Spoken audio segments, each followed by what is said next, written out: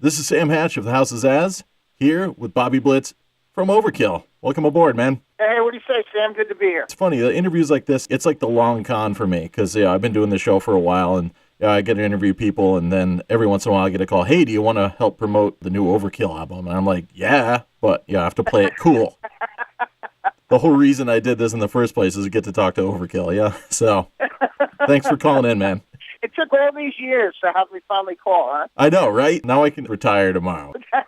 No doubt. So we've been doing it a long time. So it's, we've been up in your area and done some shows. We've actually been in the West Hartford Ballroom a bunch of times. Yeah, man. I used to go see shows there. Yeah, we're tri-state area guys. So, I'm sure our paths have run across each other between either you and I or you and your listeners. Yeah, I mean, I was a little too young to, hit that sweet spot of, the old, Lemoore scene and everything. I think my parents, they picked me up a copy of, Under the Influence on vinyl, and they're like, yeah, this looks like fun, have this. And I'm like, yeah, cool, thanks.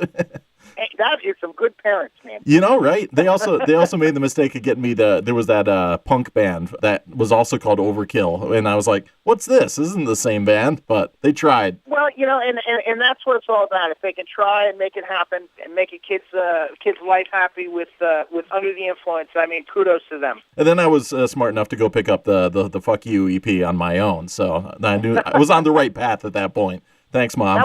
That Fuck You EP and T-shirt. The T-shirt was the most confiscated T-shirt in the American public school system. That's awesome.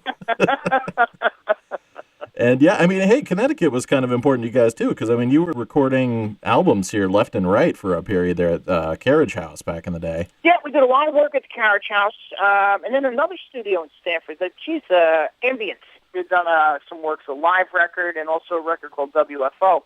But every couple of years from, Years of Decay on, which is, let's say, the 89 period, 89 through 2003, we were working out of Connecticut. And there was quite a few releases. There was Years of Decay, Horoscope. We went somewhere else to do a record called I Hear Black, but yep. We were back there for W.F.O. record and Bloodletting, yeah. But now you must have your own home studio. Well, it's kind of cool, it's, Dee Dee's had one now that we've been using since 2004, so, it's a 10-year period. And it's funny because, if we were kids doing this, having the luxury of time usually means you screw things up, but with the amount of experience we have, having the luxury of time gives us the opportunity to put more time into the songs. We were sitting there just recently, I think it was like a background vocal day, and Dee Dee looked at me and said, isn't it funny how, when we used to write and record, our worlds were like upside down, it's like, we hated everything, and it was like everything was irritating, and that's how we got energy out. But now he goes, isn't it great now that everything just has to be kind of in place and okay, and then you can make something that's monstrous? I was like, it's much better. I don't think we'd be able to do this if we were upside down at this point in our lives. And it's nice to have that studio because if you have an idea, you can always pop in and put it on tape or put it on the computer, which is really an indispensable plus with regard to getting good results.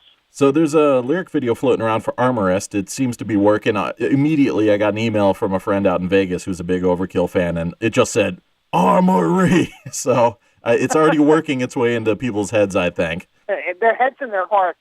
I think it's one of the things about this band is, I think you kind of know what to expect. There's never by leaps and bounds any progress. It's always small pushes and production directions. I think everybody's trying to, refine their craft by learning new things from year to year. And I think because of that, it kind of keeps us relevant. We're up with the modern production, but we're rooted in history.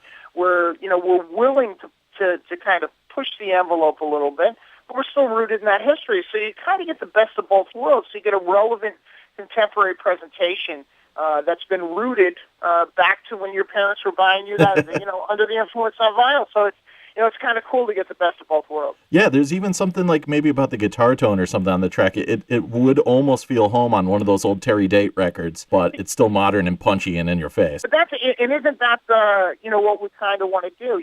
It's not that we want to live in the past, but it's a great saying about, forget where you come from, you don't know where you're going. Yeah. And I think that Overkill, sure, we are what we are. We're not artistes. You know, we don't vacation on desert islands with French supermodels. You know, Not yet. Where are they goddamn heavy metal records? And there's a great blue collar work ethic with that, you know. And if we think of it that way, and we think of ourselves within those parameters, I think that we get good results because we know what we are. It's not the identity crisis thing, and you know, I'm a poor misunderstood artist laying on a psychologist's couch. You know, I mean, it's really about, you know, making it happen. You know, getting results. And it's cool. The world seems to be coming around, at least here in the States, it seems to be coming around a little bit more towards the Overkill camp. I mean, and people complain about the music industry and everything, but I would have imagined it would have been tougher to navigate through that 90s, like mid-90s to late 90s period when you were on all sorts of different labels all the time and that. Well, Sam, I got to tell you, you know, somebody had said to me, you know, in recent days here, oh, you know, yeah, it's good, man, but it's not the good old days. I said, man, you got to pay attention because these are some pretty good days we're living in right now. I know, right? These are not awful, man. There's some great music out there. There's great music from bands with experience, and there's some great new music that's coming out. I really think that, you know, this era is fantastic between the old guard and the new guard, especially in the thrash genre. But back in the '90s, you know, when the major labels have this, you know, they have the Midas touch, but they also have the touch that can pollute an entire genre. You know, they can put their big, greasy finger on it, and they can just pollute all your purity. And I think that's kind of what happened in the '90s. And they said, oh, let's turn our head west towards Seattle and, you know, see what Nirvana and Soundgarden are doing. And some, you know, obviously some good music came out of that scene too. But it pushed metal back to the underground. Was it hard? I think it was probably more labor intensive to keep visible because our visibility went from, you know, street level back to the underground. But my immediate feeling was back in the '90s was that, hey, you know something? I know this place. I'm comfortable in the underground. Sure, yeah. This is where I am born of all this mold, mildew, and its odor. Yeah. So I started managing ourselves after the major label debacles. And I'm not saying they were bad times, but they were just those times that were polluted. They were times of excess, and we weren't a band of excess. So when we went back to managing ourselves or managing ourselves for the first time, we found ways, and those ways were great because it was still, it let you know that the desire and the want of your stuff was still out there by labels and by people. So I think that it was for us, it was a great learning time, and, you know, for sure the time that we really cut our teeth and learned what kind of people we were. And we realized that the 90s was the thing that gave us the staying power to enjoy the present day. I still see some of those albums going for like $145 on Amazon.com. And you're one of those bands that you don't really bleed the fans dry by the reissues every 3 days. But, I mean, has there ever been an opportunity to maybe do a legacy edition of I Hear Black or something? You know, I'm really a firm believer in the fact that, I don't know if I'm a firm believer in this, but it's my want is to be known for what we are as opposed to what we were. And I really think that White Devil Armory is relevant for 2014. You know, I've been selling this bill of goods for a 10-year period. And it's like a Kurt Vonnegut book called Mother Night. You know, I if I believe it long enough, I actually become it. You know, yes. Absolutely. And there's truth in this. And I really believe that if you go back and start doing that you've closed the chapter on relevancy, and that you've put yourself in a situation about, you know me for what we were as compared to what we are. So I never really think about it. The opportunities have come up, and we've just kind of turned our head and say, you know, thanks, we'll let you know when we've decided to retire to Florida. Yeah. I liked. I was reading the Blabbermouth comments on the new track and I love one guy said, "Who the hell needs coffee after a song like that?" So I mean, it's definitely relevant for 2014. Well, that's a good one then. That's a good one. You know, but it shows the value of the music that it was undisposable, regardless of being polluted, let's say, by major labels or by mainstream. You know, and I think a great proof of that is, you know, besides White Devil Armory, is the fact that it can be on a popular level with with the Slayers and the Metallicas and the Megadeths and Anthrax, but still retain its integrity, even at a lower level, you know, even below that Big Four level, you know. And even when people say, "What about the Big Four?" I say, "Who?" You know. But I think the reality is that it's at a point where it does feel unpolluted again and pure. And I got to ask the dumb question. I'm sure everybody's been bothering you. What is a White Devil Armory? You know, it's funny. You need a thread to start something, and it's always been our motivation. And Dee Dee was enamored with the word and just loved it. You know, it's like, oh, he's sending me pictures of stuff with carvings on the front of it, big eagles and cross swords and in concrete. And he goes, and I realized as he was doing this, he was writing. And I thought that was really kind of cool, that was his motivation to do this thing. So I took the word and I just started messing around with, adjectives, synonyms, whatever other nouns, verbs, numbers, letters, colors. And I came up with the White Devil. I think it's still in my office somewhere on a bulletin board, scratched out in a phone bill, but it just created imagery instantly to me. And, isn't it cooler to have a title that's ours or unto us as opposed to have it being attached to something else? So really it's just that imagery, man. I mean, it was just when White Devil went down before Armory, I looked at it, I was like, oh my God, I'm in some Tarantino movie here. And I'm the guy who's getting it next. But that was what I thought was the cool end of it. It really had nothing to do with anything else, and that became the thread for whatever short stories run from one to the next. And the Armorist is singular, and by the time he gets to the end of the record, there's a song called "In the Name" where it actually becomes more of a unified feeling or a legacy of unity. So it's a collection of short stories with Armory as the thread of it, and I attribute that to Dee Dee's love of the word. You guys did a couple of videos recently. Are those coming out soon? I would assume you'll see Armorist by the end of this month. So within the next 2-3 days, I'm sure they're going to start streaming that. We also did one for a song called Bitter Pill, which is really the other end. It's that overkill that's halftime. It's that overkill that is doesn't have to be fast to have impact. So we really wanted a contrast between the two. And we've worked with Kevin Custer a few times. This is actually our third full time with everybody in the band doing it. And we decided, hey, let's do two. Let's find a location that makes it right for two separate videos of performance, and we'll do one full performance, one with performance and storyboard. You got one in the pocket then. Kind of cool, I mean, and that's what I mean by the good old days versus today is that, you got a record company who are, E1, whose metal department are headbangers. And, something, we got great results from Electric Rattlesnake on the electric gauge. Let's do two videos. So you got guys who are into this. And that's really important, I think, for guys like us because it's much easier to go in with, let's say, an army as opposed to going in alone. Any chance to get like a live Blu-ray or something? I need to see you guys in high definition at some point.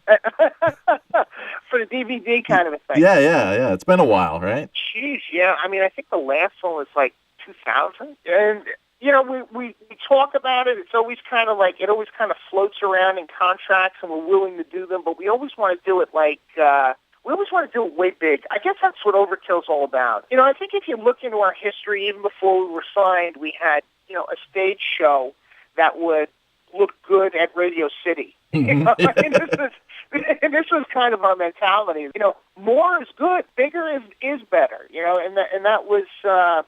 So if we can get the right location with regard to touring and the right audience, which is obviously something in a tri-state area, I would assume, then for sure a DVD would be in the future. That Vonnegut thing totally comes into play for that, too, because I've seen that before. A lot of people will play the smaller clubs, and they won't even bother to do anything on the stage. But if you bring that Radio City stage presence to this tiny little hole in the wall, people they're still going to believe you're bigger than playing that hole in the wall if they see that. It was I read a review on us, and I don't usually read a lot of reviews, but somebody had sent it to me, and I think they sent it to me because of this, and it was somewhere in the UK, and a guy had said, boy, I was really getting disappointed waiting for Overkill because they had taken 40 minutes to set up. Their crew running around up there behind a curtain, and things are moving around. And I'm like, what the hell could they be doing there, a metal band, et cetera, et cetera.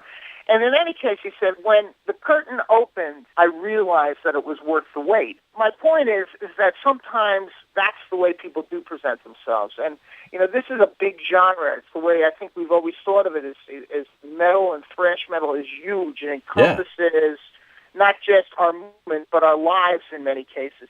So I think that, that has always bled kind of into our live presentations, that bigger is better. And speaking of movement, you definitely bring it on the stage. Do you have to get a physical regimen to get ready for that, running around like a madman? I used to do it a lot.